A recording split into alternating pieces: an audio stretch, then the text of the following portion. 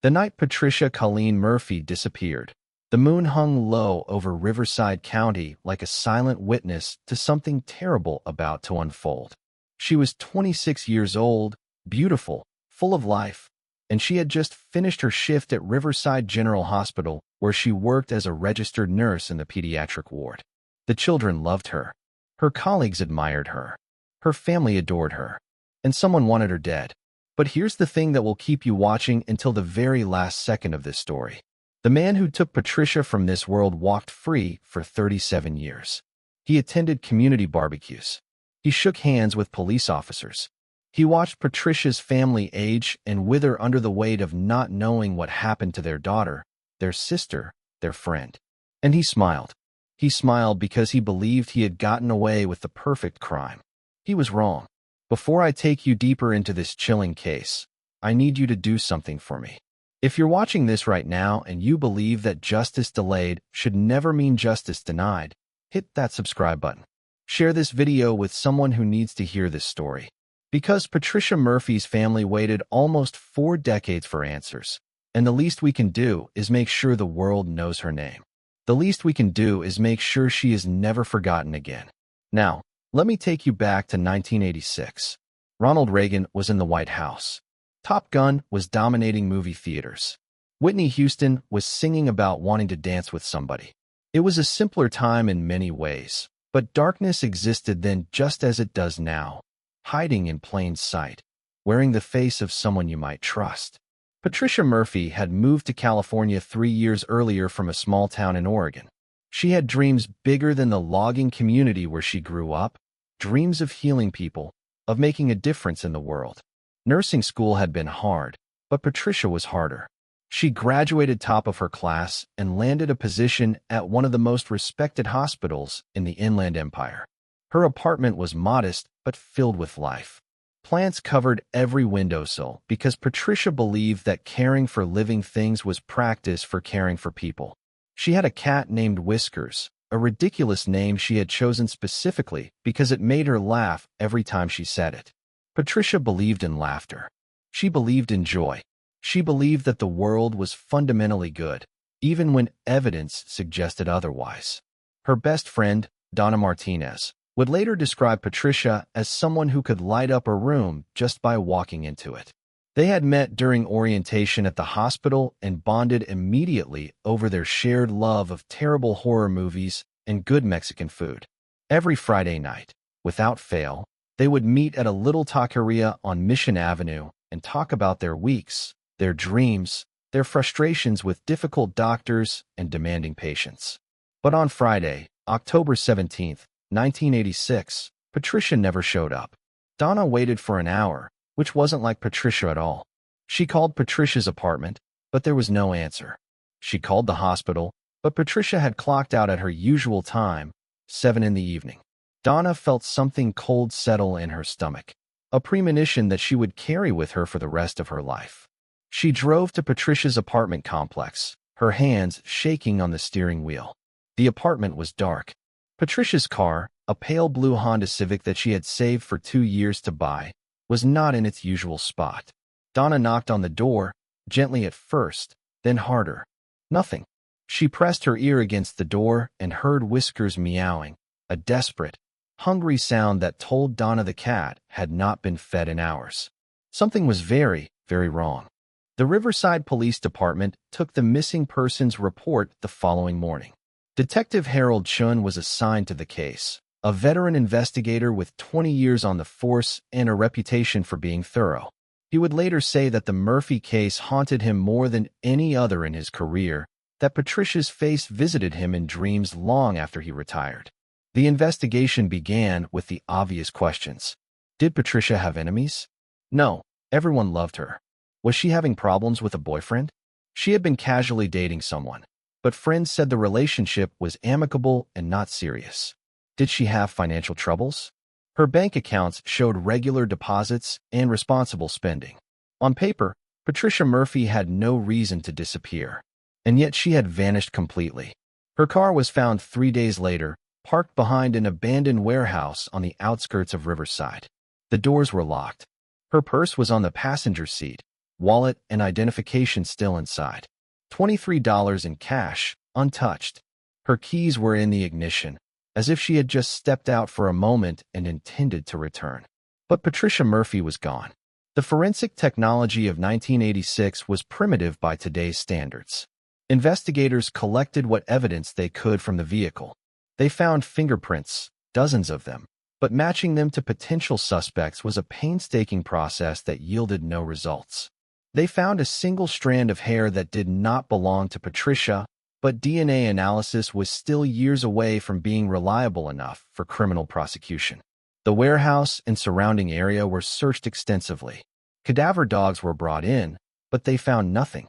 It was as if Patricia had simply ceased to exist, absorbed by the California night like morning fog burned away by the sun. Her family flew in from Oregon, hollow-eyed and desperate.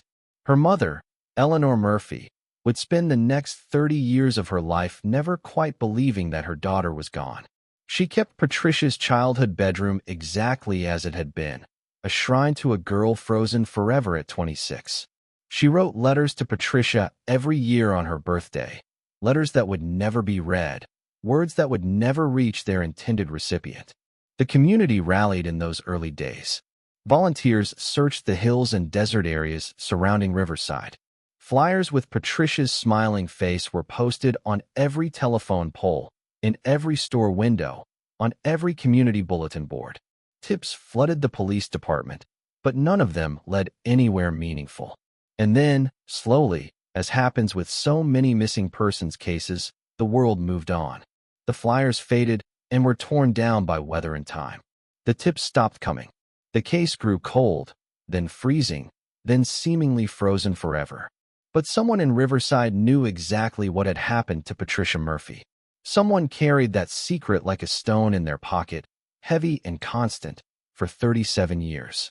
The man who would eventually be arrested for Patricia Murphy's murder was named Gerald Thomas Whitfield, and in 1986, he was a 32-year-old maintenance worker at the very hospital where Patricia worked.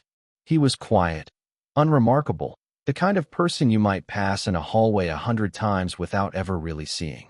He had thinning brown hair, watery blue eyes, and a smile that colleagues would later describe as unsettling once they knew what he had done. But in 1986, no one suspected Gerald Whitfield of anything. He had been interviewed during the initial investigation, of course. All hospital employees who had worked with Patricia were questioned, and Gerald's interview lasted exactly 17 minutes.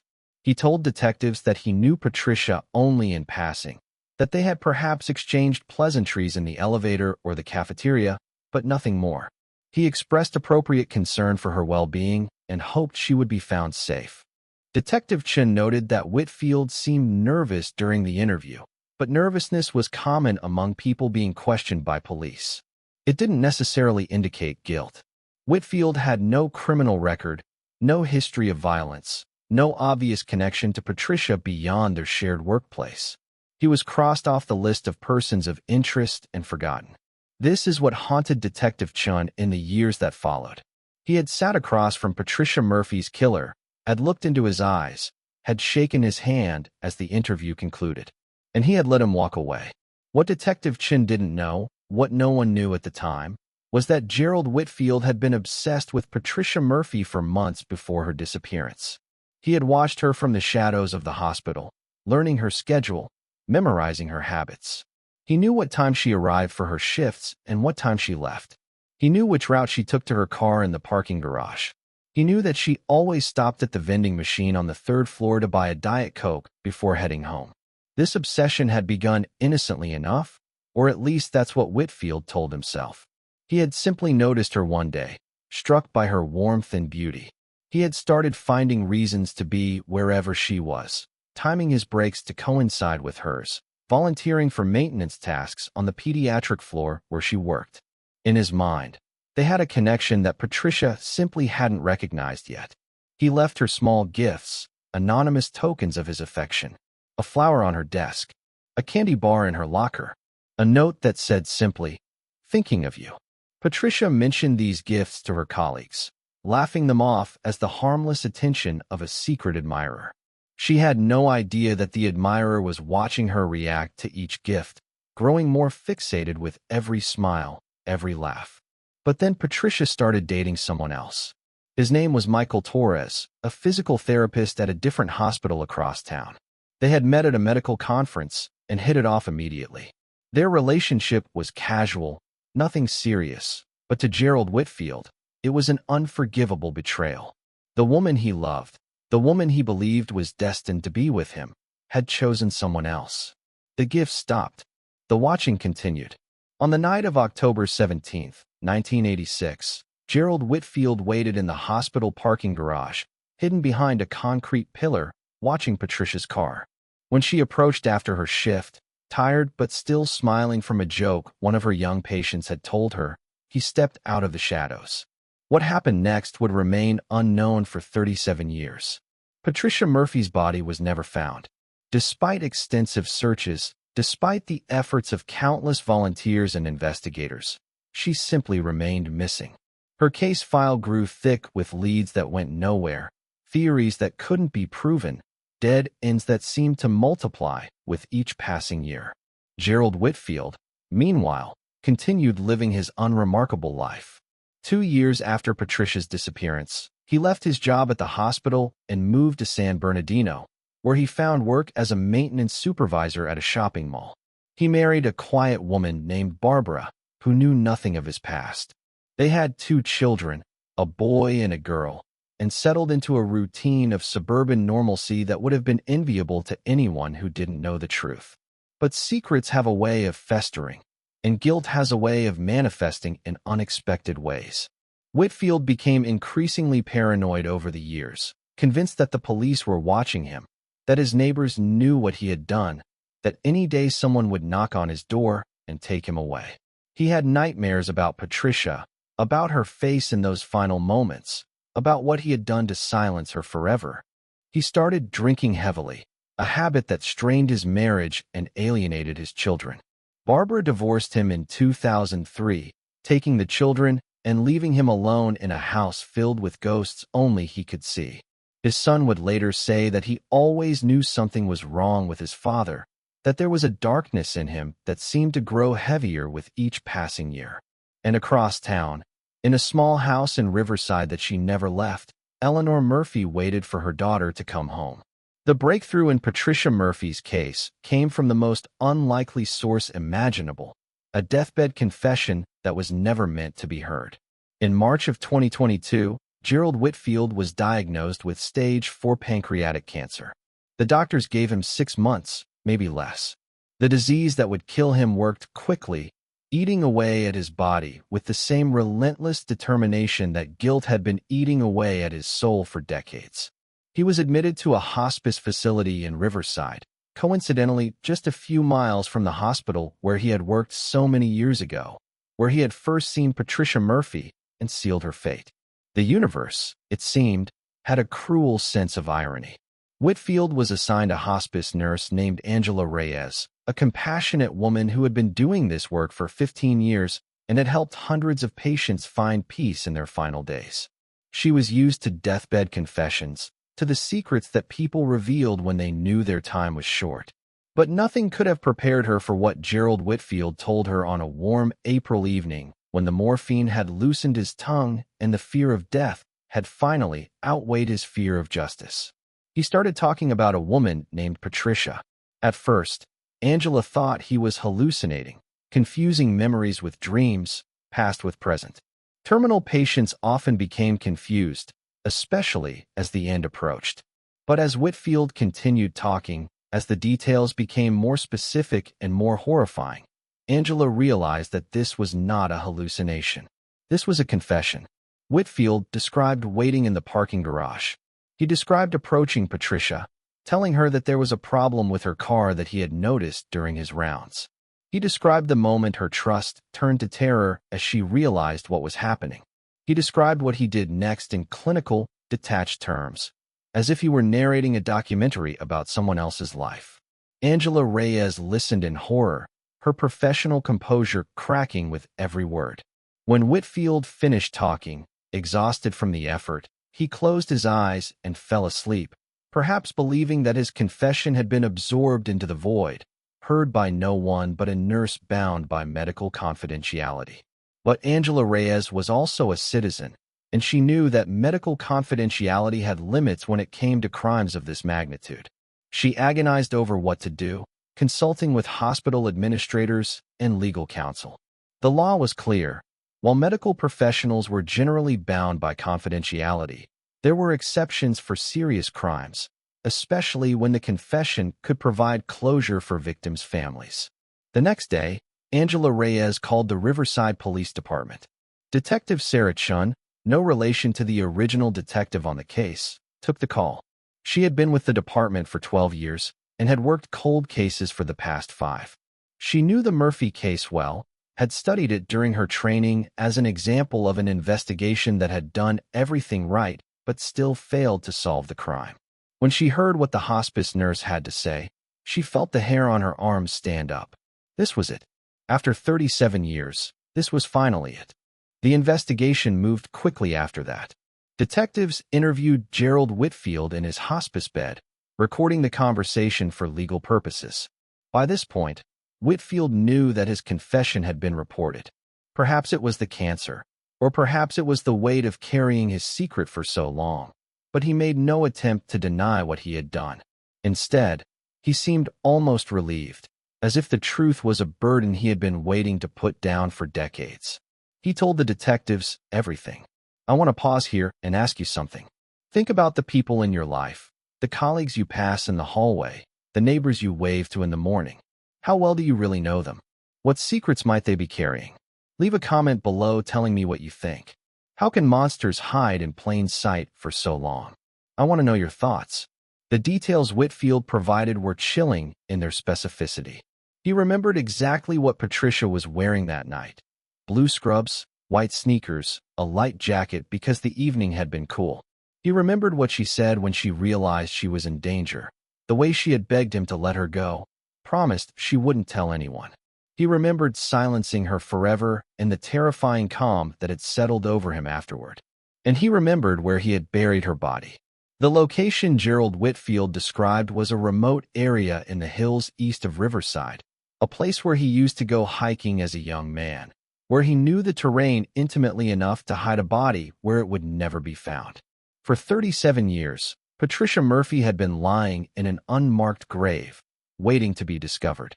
The search operation was organized within days of Whitfield's confession. Cadaver dogs, ground-penetrating radar, forensic anthropologists, all the tools of modern investigation that hadn't existed or weren't reliable in 1986 were brought to bear on a case that had haunted the Riverside community for nearly 4 decades. Patricia's family was notified that a suspect had been identified and that authorities believed they knew where her remains might be located. Eleanor Murphy, now 83 years old and frail but still sharp-minded, received the call from Detective Chun. She listened in silence as the detective explained what they had learned, what they hoped to find. When the call ended, Eleanor Murphy did something she hadn't done in 37 years. She allowed herself to cry. The search team arrived at the location Whitfield had described on a cool May morning. The area had changed over the decades, of course. Trees had grown, trails had shifted, the landscape itself had been altered by erosion and development in the surrounding areas. But the basic geography remained the same, and Whitfield's directions were precise enough to narrow the search area to approximately 200 square feet. They found Patricia Murphy's remains on the second day of searching. She was buried 4 feet deep, wrapped in a blue tarp that had partially decomposed over the years. The forensic anthropologists worked carefully, methodically, treating Patricia's bones with the dignity and respect that her killer had denied her in life. They photographed everything, documented everything, collected evidence that would be crucial for the prosecution. The identification was confirmed through dental records that Patricia's family had provided back in 1986, records that had been kept on file for this very purpose. The DNA analysis, a technology that would have seemed like science fiction when Patricia disappeared, provided additional confirmation. After 37 years, Patricia Colleen Murphy was finally coming home. The arrest of Gerald Whitfield was a formality at that point. He was too ill to be transported to a regular jail, so he was placed under hospital arrest, with guards posted at his door around the clock. The charges were read to him in his hospice bed: murder in the first degree, kidnapping, and concealment of a body. Whitfield pleaded guilty. There was no trial, no lengthy legal proceedings. The man who had hidden his crime for nearly 4 decades seemed almost eager to accept responsibility now that the end was near. Perhaps he believed that confession would earn him some kind of redemption, some peace in whatever afterlife awaited him. Perhaps he was wrong about that too. The news of the arrest spread quickly through Riverside and beyond. Local news stations covered the story extensively, and national media picked it up as an example of cold case justice finally being served. The narrative was compelling: a beautiful young nurse, a murderer who walked free for decades, advanced forensic technology combined with an unexpected deathbed confession bringing the truth to light. But behind the headlines were real people whose lives had been shaped by Patricia Murphy's disappearance and the long years of uncertainty that followed.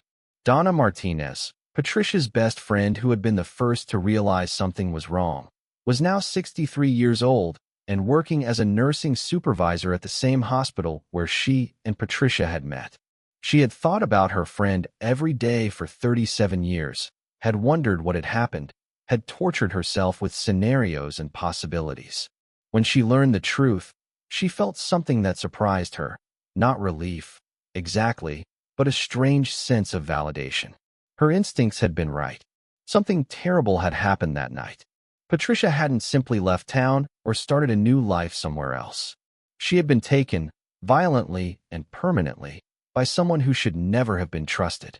Michael Torres, the physical therapist Patricia had been casually dating at the time of her disappearance, had lived under a cloud of suspicion for years. In any missing persons case, the romantic partner is always scrutinized, and while Torres was never officially named a suspect, the whispers followed him. People wondered. Some believed he was guilty and had simply been clever enough to evade justice. The revelation that Gerald Whitfield was the true killer finally lifted that burden from Torres's shoulders, but it came too late to undo the damage to his reputation and his life. And then there was Eleanor Murphy, the mother who had never stopped waiting. When Patricia's remains were returned to her family, Eleanor insisted on being present. She was in a wheelchair by then, her health failing, but her determination was as strong as ever. She watched as the simple wooden casket was lowered into the ground in the family plot in Oregon, next to the grave of Patricia's father, who had died in 2001 without ever knowing what had happened to his daughter. Eleanor spoke at the burial, her voice thin but steady. She talked about the girl Patricia had been, full of life and love and dreams. She talked about the 37 years of not knowing, of hoping against hope, of lying awake at night imagining every possible outcome.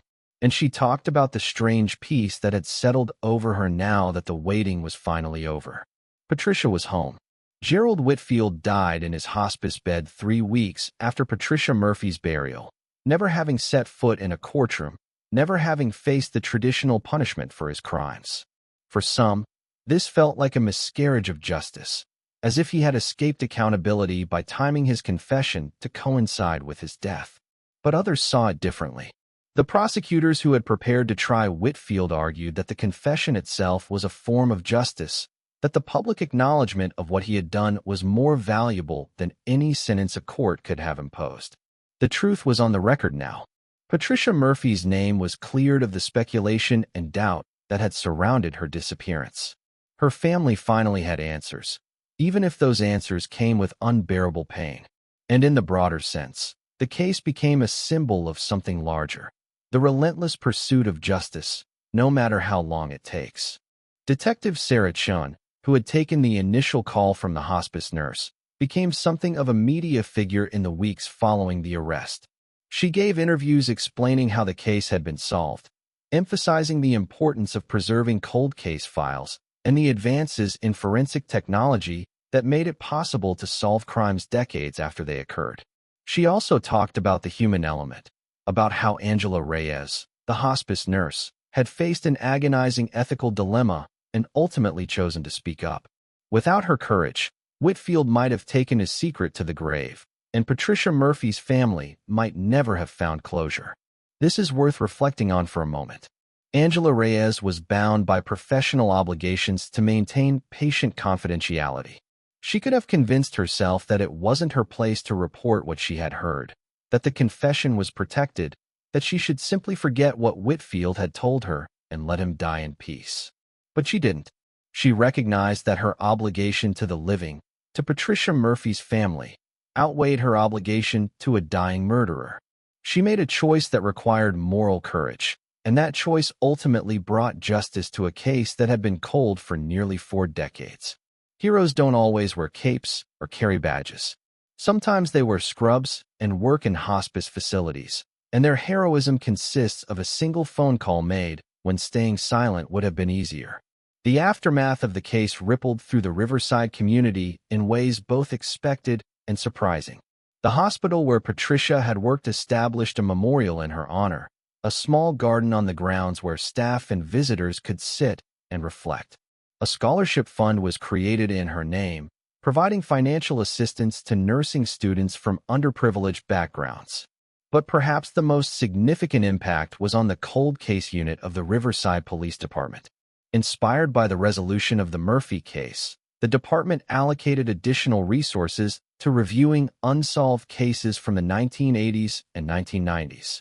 They brought in genealogical researchers who could use DNA evidence and public genetic databases to identify suspects in ways that would have been impossible just a few years earlier. They partnered with forensic labs that specialized in extracting usable DNA from degraded or limited samples.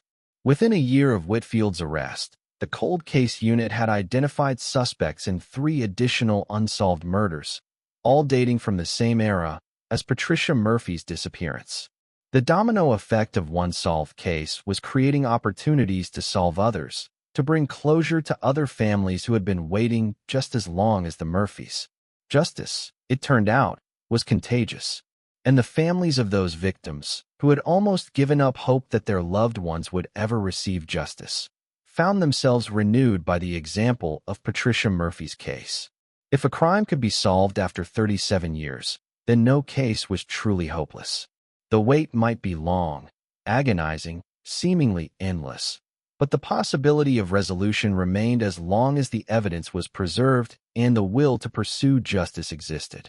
Donna Martinez became an advocate for cold case awareness, speaking at community events and fundraisers to support the efforts of investigators working to solve decades-old crimes. She talked about Patricia, about the kind of person she had been, about the life that had been stolen from her. But she also talked about resilience, about the importance of never giving up, about the debt that the living owe to the dead. She started visiting schools to talk to young people about personal safety, about trusting their instincts, about speaking up when something felt wrong. She made Patricia's story a cautionary tale, but also a story of hope. Because in the end, the truth had come out.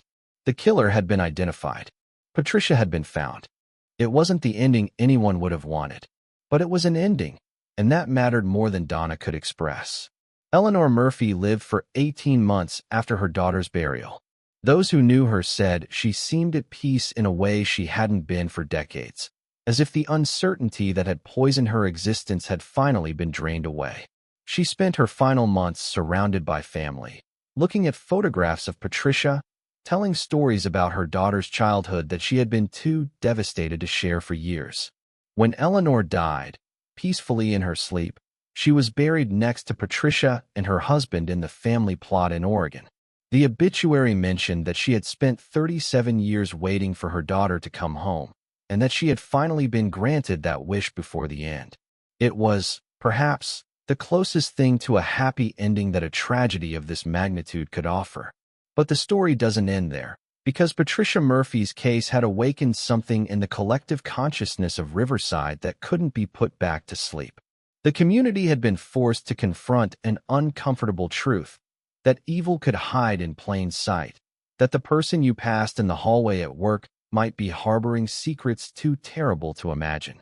This realization manifested in different ways for different people.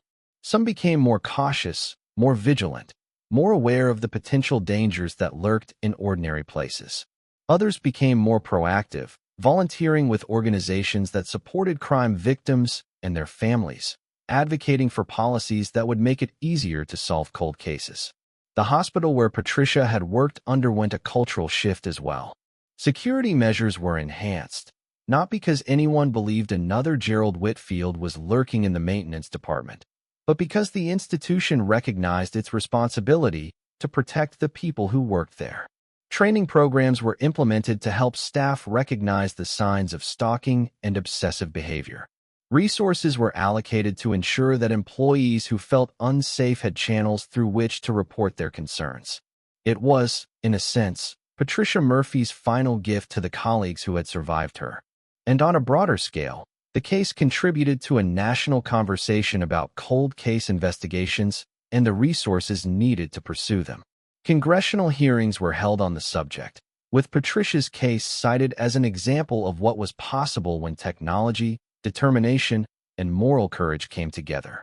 Legislation was proposed to provide funding for cold case units in jurisdictions across the country to ensure that families like the Murphys didn't have to wait decades for justice.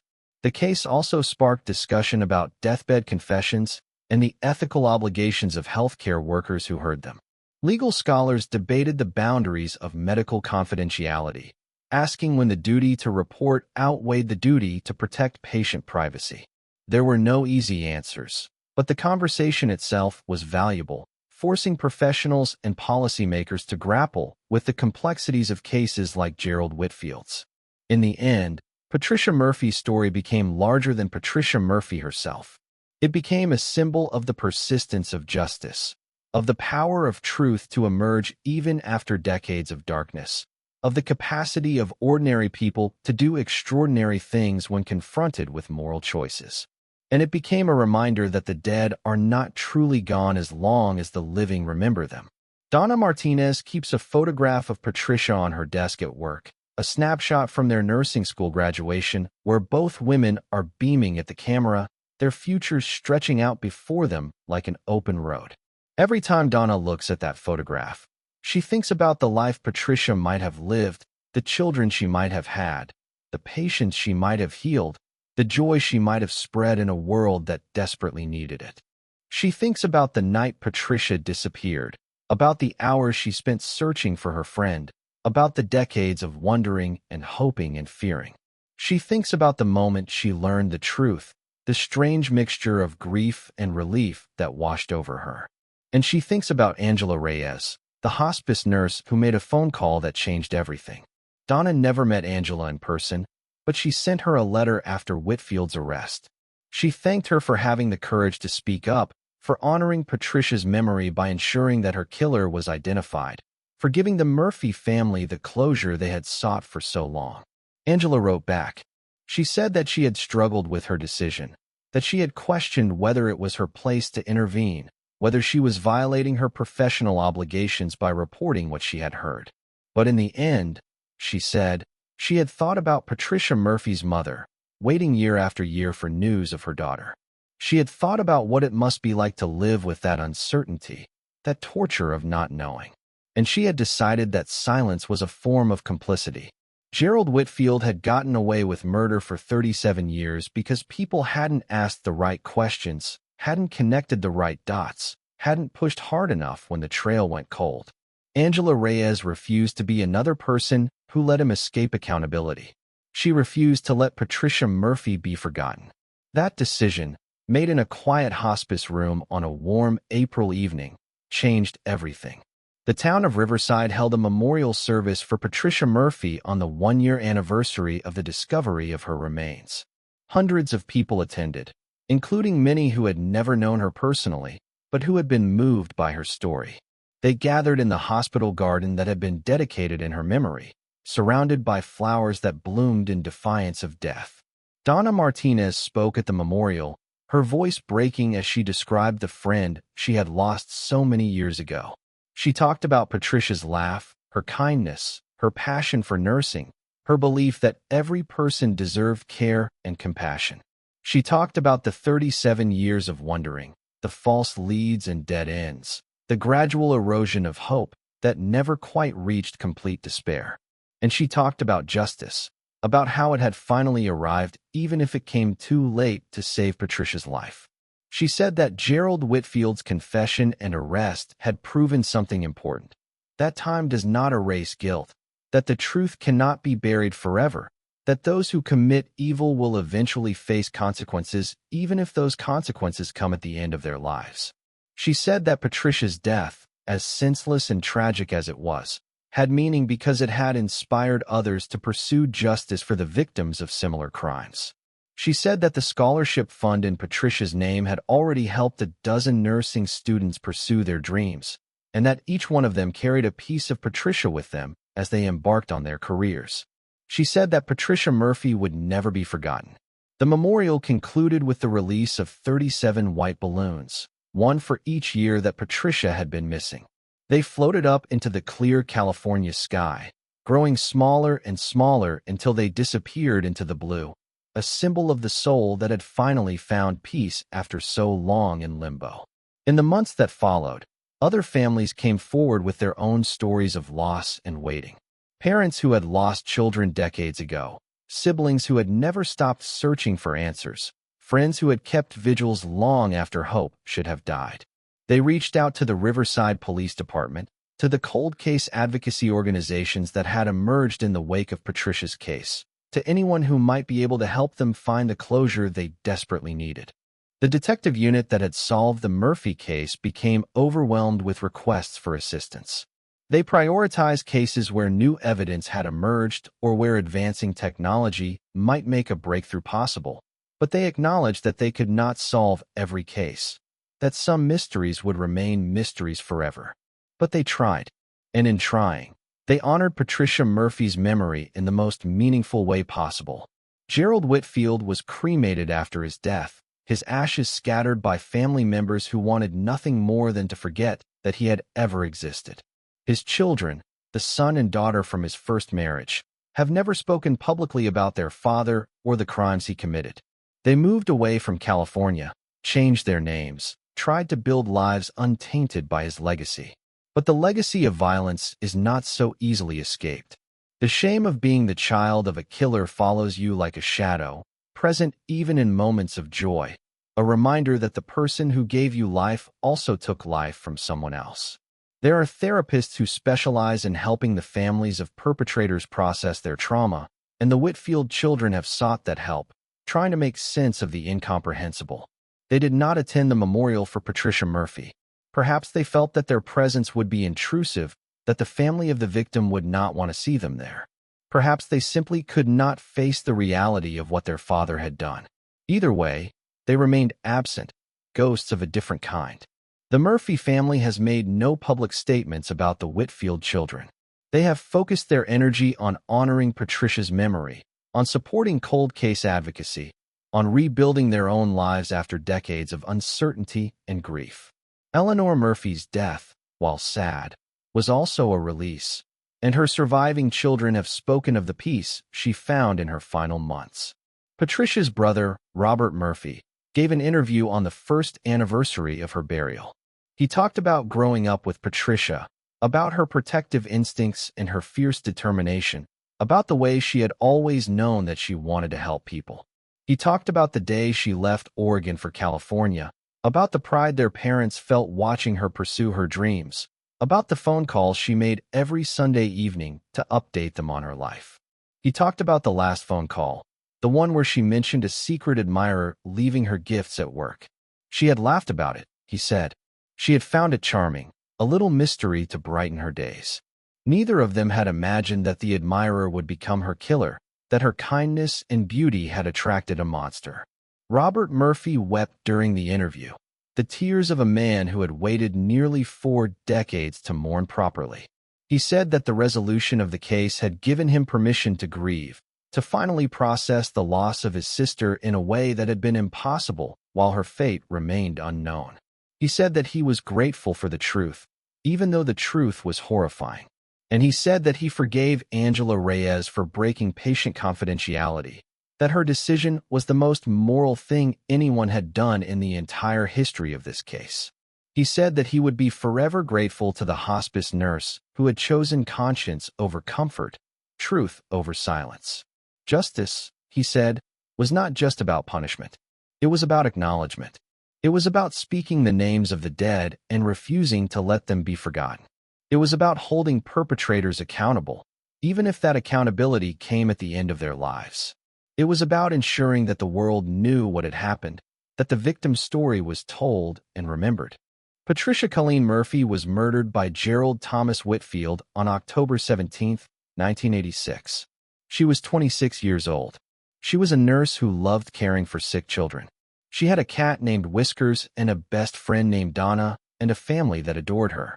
She was taken from this world by violence and hidden for 37 years, but she was found and she was buried with dignity, and she will not be forgotten. That is the victory. That is the justice. That is the ending that Patricia Murphy deserves. As I bring this story to a close, I want to leave you with something to consider. Patricia Murphy's case was solved because of a confluence of factors: a deathbed confession, a courageous hospice nurse, advancing forensic technology, and investigators who refused to let a cold case stay frozen. If any of these elements had been missing, Gerald Whitfield might have taken his secret to the grave, and Eleanor Murphy might have died without ever knowing what happened to her daughter. But chance and courage aligned, and the truth emerged. There are thousands of Patricia Murphys out there, missing persons whose cases have gone cold, victims of crimes that remain unsolved decades after they occurred.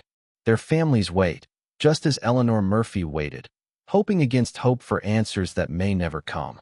Some of them will receive closure, like the Murphys did. Others will wait forever, their questions never answered, their loved ones never found. What determines which cases get solved and which remain mysteries? Resources, partly. Technology, partly. But also memory.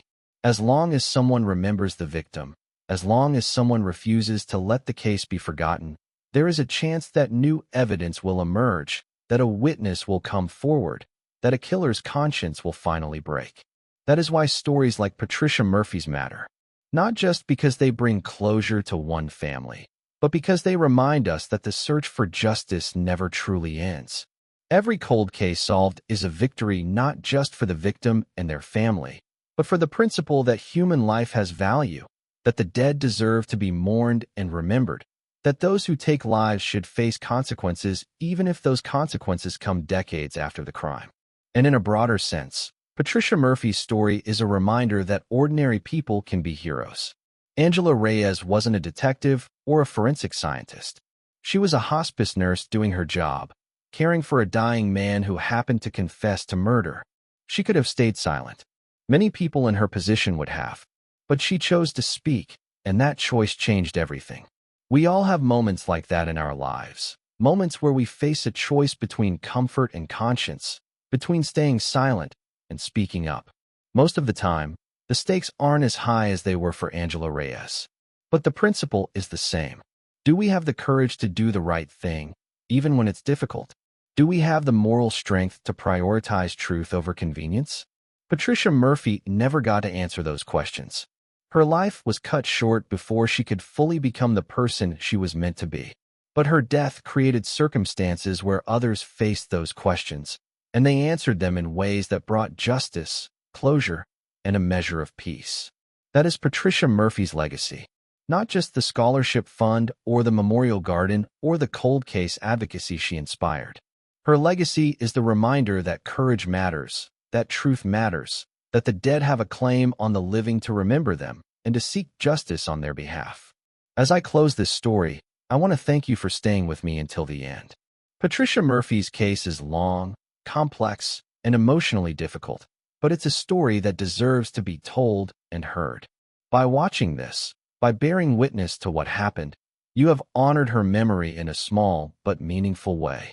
If you know someone who needs to hear this story, someone who might be inspired by it or moved by it, or simply reminded that justice can prevail even after decades of darkness, please share this video with them. Subscribe to this channel so you can hear more stories like Patricia's, stories that illuminate the best and worst of human nature, stories that remind us what we're capable of and what we must guard against. And if you or anyone you know has information about an unsolved crime, please speak up. You might be the Angela Reyes in someone else's story. You might be the person who finally breaks a case that has been cold for years. You might be the hero that a family has been waiting for. Patricia Colleen Murphy disappeared on October 17, 1986. She was found 37 years later. Her killer confessed on his deathbed, and her family finally received the closure they had sought for nearly 4 decades. It wasn't the ending anyone would have chosen, but it was an ending, and in a world full of stories that never resolve, that matters more than words can express. Rest in peace, Patricia. You are not forgotten. You will never be forgotten. Justice prevailed.